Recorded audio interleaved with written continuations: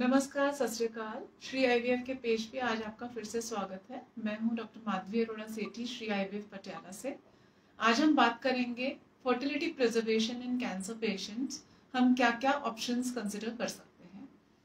तो पहले हम फीमेल पेशेंट से स्टार्ट करते हैं। अगर फीमेल पेशेंट कोई ऐसा है जिसको ऑलरेडी कैंसर डायग्नोज हो गया है, सो बिकॉज हम सबको पता है कि जब हम कैंसर पेशेंट का मेडिकल ट्रीटमेंट करते हैं, रेडियोथेरेपी या कीमोथेरेपी, तो वो काफ़ी हद तक आपकी ओवरीज पे नेगेटिव असर डालता है और बाद में एग फॉर्मेशन में बहुत ज़्यादा दिक्कत आती है और मैक्सिमम पेशेंट्स में एग फॉर्मेशन निल हो जाती है। इवन इफ अगर एग फॉर्मेशन हो रही होती है, क्वालिटी ऑफ एग बहुत ज़्यादा अफेक्ट हो जाती है।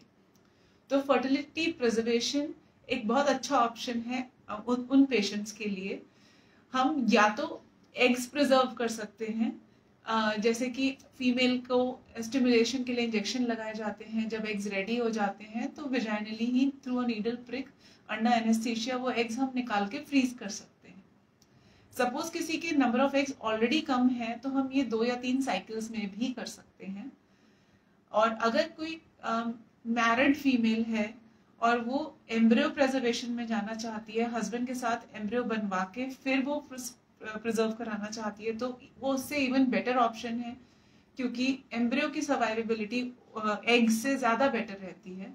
So embryo preservation is the second option कि प्रॉपर आईवीएफ प्रोसीजर के लिए कपल जाएं, फीमेल के एग्स रिट्रीव कर लें हम और साथ में हस्बैंड का सैंपल लेके एम्ब्रियोज तैयार कर लें। डे 3, डे 4, डे 5 पे हम उनको फ्रीज कर सकते हैं। थर्ड ऑप्शन है ओवरी का पार्ट भी प्रिजर्व कर सकते हैं कि लैप्रोस्कोपिकली कुछ part of ovary can be removed and वो हम डायरेक्टली उसी को हम प्रिजर्व कर सकते हैं and can be later stimulated and used to form eggs. अब हम मेल पेशेंट की अगर बात करें तो हम सीमेन सैंपल भी प्रिजर्व कर सकते हैं। We can take 2-3, it's a non invasive procedure.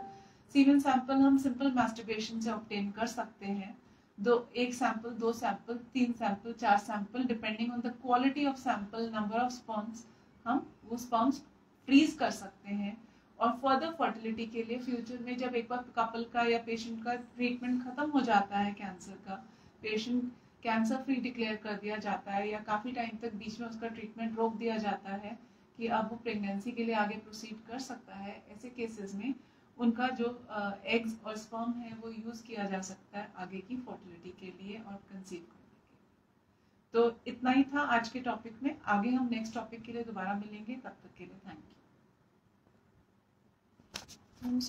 You.